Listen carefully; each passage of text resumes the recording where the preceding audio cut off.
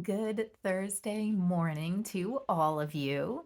Here we are once again gathered to move even further on our Lenten journey through encounters with Jesus.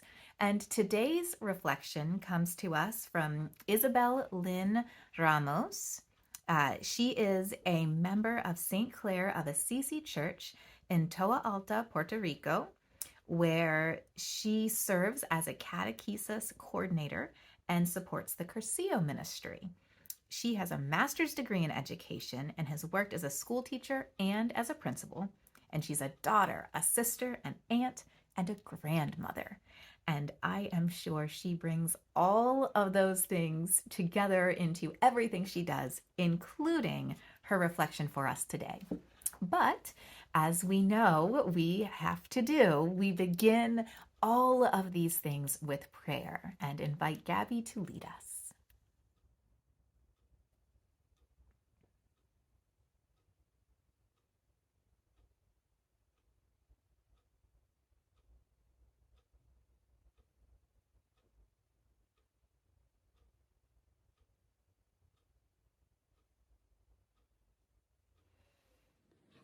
Padre bondadoso, cuyo bendito Hijo Jesucristo descendió del cielo para hacer el pan verdadero que da vida al mundo, danos siempre este pan, para que Él viva en nosotros y nosotros en Él, quien vive y reina contigo y el Espíritu Santo, un solo Dios, ahora y por siempre. Amén. Now we'll continue and hear what Isabel has to say for us. 3 years ago, Puerto Rico was struck by a series of earthquakes, including one on the Feast of the Epiphany. In the Hispanic tradition, January 6th is Three Kings Day, when children receive gifts and remember the gifts received by the baby Jesus. Instead of celebration that year, people experienced fear and anxiety. Houses, schools, and hospitals were severely damaged. Many families lost everything they owned. I had the opportunity to join a mission to Yauco, a community in the south of the island. This was the area that had been most severely affected by the earthquake. We saw families who had pitched tents and were living outdoors. Our destination was one of the larger camps in the mountains of Barrio Barina.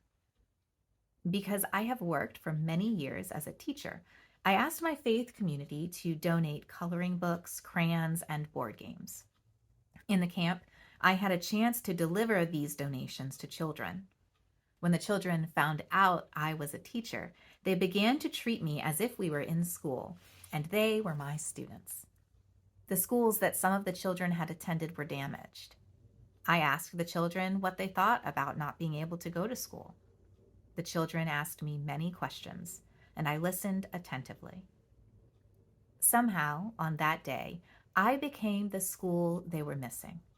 I tried to make them comfortable and give them hope.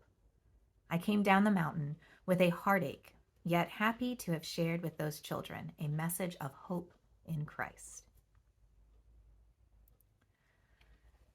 One of the things I think is incredibly striking about the story that Isabel shared is that she's focusing here on this experience she had with these children and that she became a teacher to them. And she said that they asked many questions, but she didn't tell us what the questions were. And I like that because it doesn't matter. The point is not what they asked. The point that she is sharing here is that she was able to be Christ to them.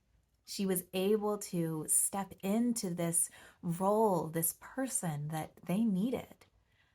They missed school. They missed their rhythm and their routine and the things that felt normal. And she was able to bring a piece of that to them. And it didn't matter what they asked. It didn't matter what their answers were. It's very possible that none of them would remember if you asked them today. But I would imagine many of them remember Isabel. remember that she came and she was with them and she listened to them and she was a presence in their lives. That's what is striking me in this moment as one of the most beautiful parts of her story, of tragedy and godness. I'll see you again tomorrow for yet another reflection and looking forward to it.